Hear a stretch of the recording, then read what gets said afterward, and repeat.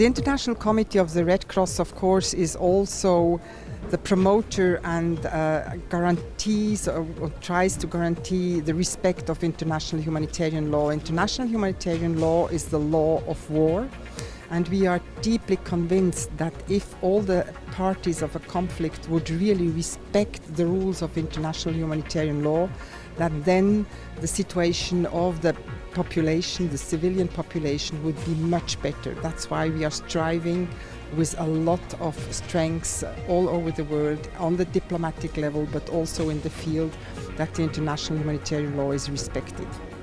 I mean, we have to discuss this with all the governments of the concerned countries over and over again, but in most of the countries we get access, we can help people, but it's an ongoing work to really get there and to have access where the needs are biggest.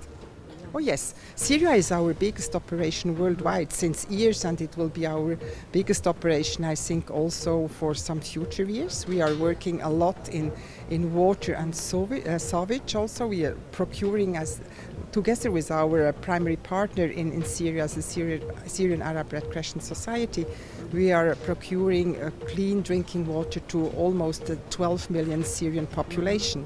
But we are also helping with food and non-food items and medical devices, of course. The International Committee of the Red Cross is funded to 93% by governments. Yeah. These are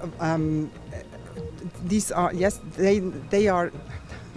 It's funded by governments, and we discuss these funds every year newly with the governments. It's not a membership organization.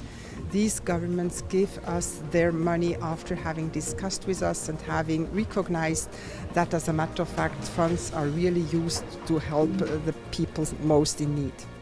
I mean, you know, needs are always growing. The ICRC had almost to double its size of budget since 2011.